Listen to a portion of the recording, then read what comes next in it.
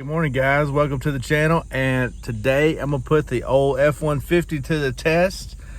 I did follow Ford's recommendations for 1,000 miles break-in before pulling trailer. Right now we have 2,000 miles. So we are going by the rules. I have the 3.5 EcoBoost, and this truck is set up with the max tow. This truck configured can pull 12,000 pounds. So right now I have a 18-foot trailer, and we're gonna go get a pallet of sod. Show you guys that process here in a minute. We got the sod loaded up. We got her strapped down. We're gonna see how it does on the highway. Hey guys, we got the Bermuda pallet loaded up. We are about to hit the highway. I got everything strapped down. The pallet is estimated to weigh approximately 2,800 pounds, and the trailer is about 1,200 pounds. So about to pull onto the highway here. Let you guys in this process, but get on the highway now.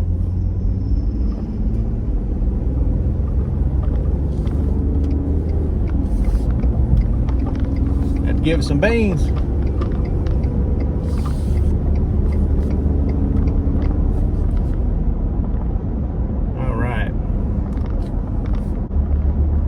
I can tell you right now, there's a big difference in the 2.7 and the 3.5, which is, this is the 3.5. You can definitely feel it. So far, so good. You can tell it's back there, but there's plenty of throttle. It's not like I'm at a max out or anything. I got plenty of available power if needed. I'm also doing an MPG route run with this. See how I'll do in miles per gallon with this load and this trailer. So there'll be another video for that. Check up on that here shortly.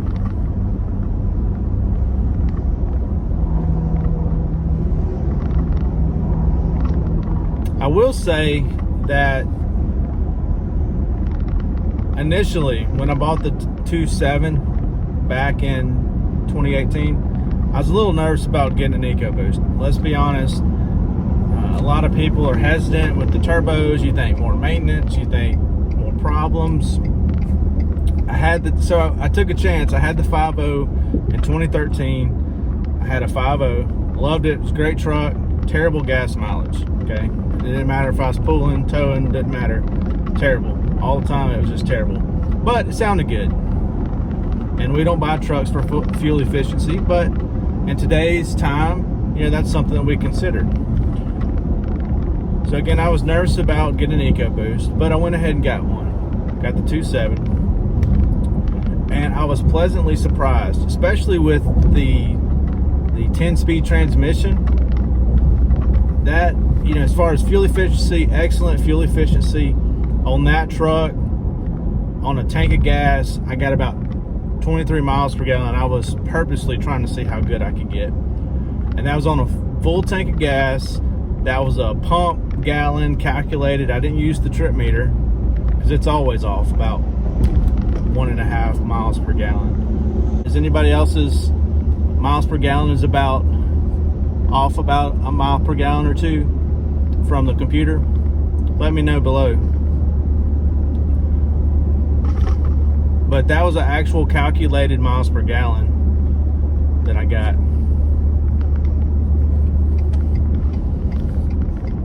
But going back to the 2.7, so the 2.7, one of the reasons I decided, one of several reasons I decided to upgrade to this 3.5 was it was limited.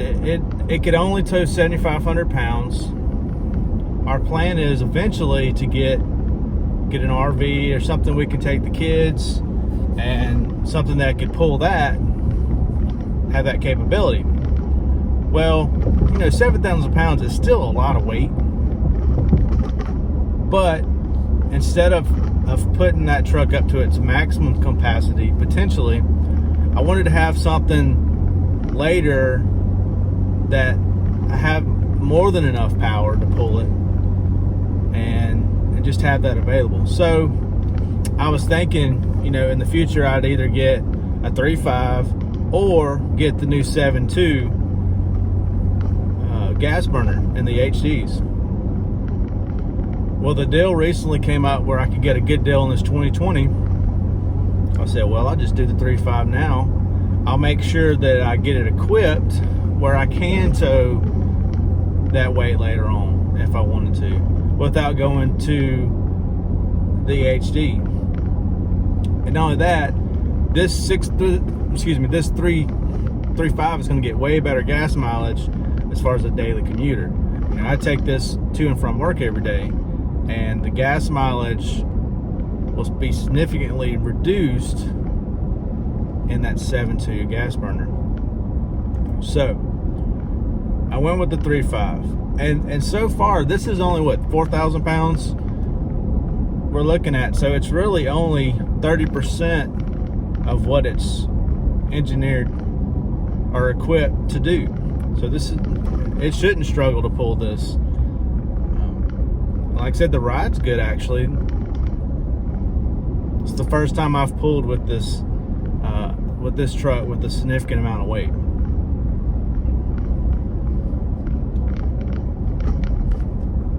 It's just cruising around.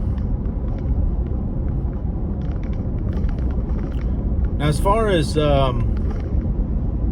know, I think we've come to a point in time where you can honestly argue whether you need a diesel truck or something like this 3.5 would be efficient. You still get the low end torque. At 1,500 RPMs, I have 475 foot-pound of torque.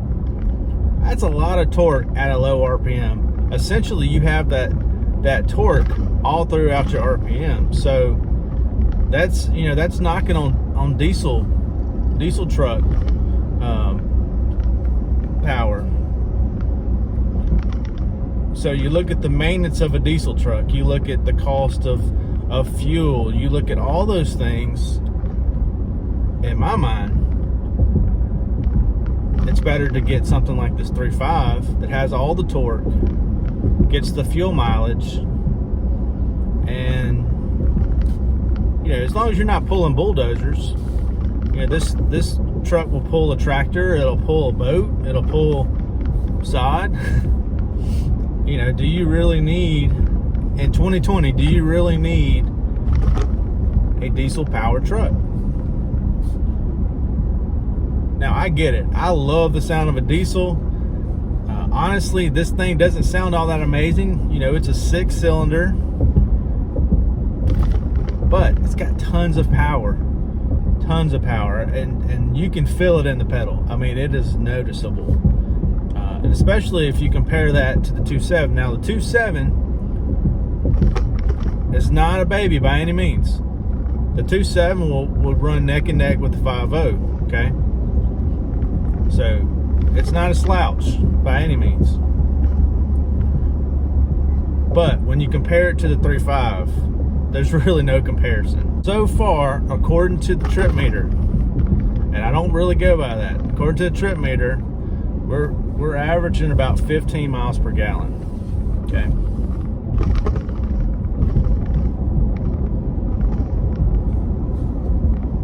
And that's with very little idle. That's pretty much all driving. All right, about to have our turn. I'll give it a little gas and see how it does.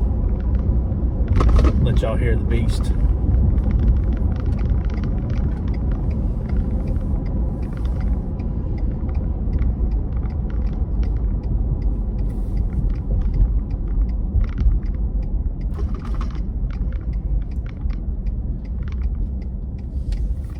I'm gonna hold it, make sure it don't shift on me.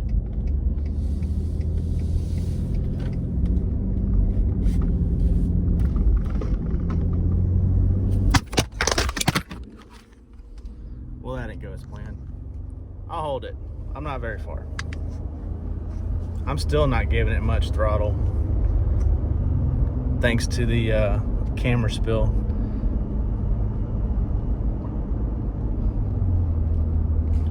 I mean, that 10 speed, man, it's awesome. Shifts good. It automatically just it detects, you know, loads, and it just shifts accordingly. I mean, you don't even have to put it in trailer mode nowadays.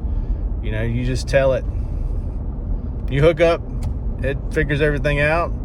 You tell it to go with the pedal, and it says, okay, we got a load, we don't have a load. Now, one thing that the trailer mode will do is change up, obviously, your transmission set points. So you're going to have harder shifts down, you know, as you start slowing down, it'll start shifting down faster, and you'll have longer ranges in the RPMs. So you can still tow and get good fuel efficiency, probably a little better in regular mode. All right, I'm at a stop sign. I'm gonna give it some gas and let her spin the tires a little bit.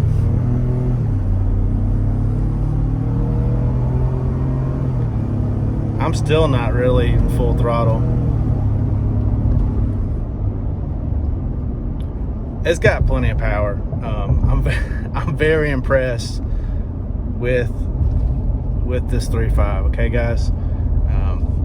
I drove a 5.0 to compare it because I didn't want to not give it a chance, and it sounded really good. Okay, it sounded really good. However, it was missing the power. It just didn't get up as fast.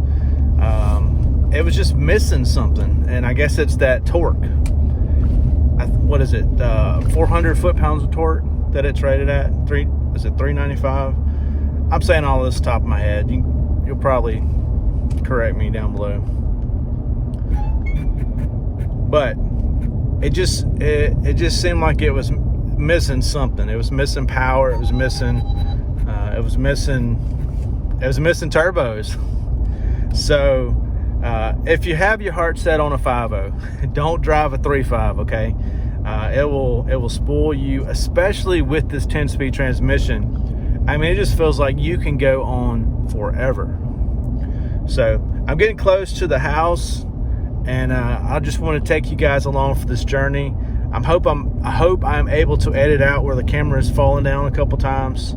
I do apologize for that. I am working on getting some better equipment to make these videos better, because I really enjoy making these videos. I enjoy meeting fellow people that have common things and interest, like Fords and towing, pulling, you know, just doing stuff that us guys like to do. So again, thanks for watching this video, and stay tuned. I'm going to be doing more videos upcoming.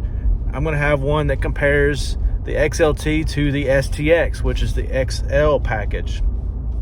Some of the differences that I noticed going from an STX to an XLT. And also there's going to be a miles per gallon loop, which I might have messed up a little bit by doing that little gas run a while ago, but it's okay. It was just a short stretch. Anyway, thank you for watching, and again, there'll be more videos to come. So with that, I'll see you next time.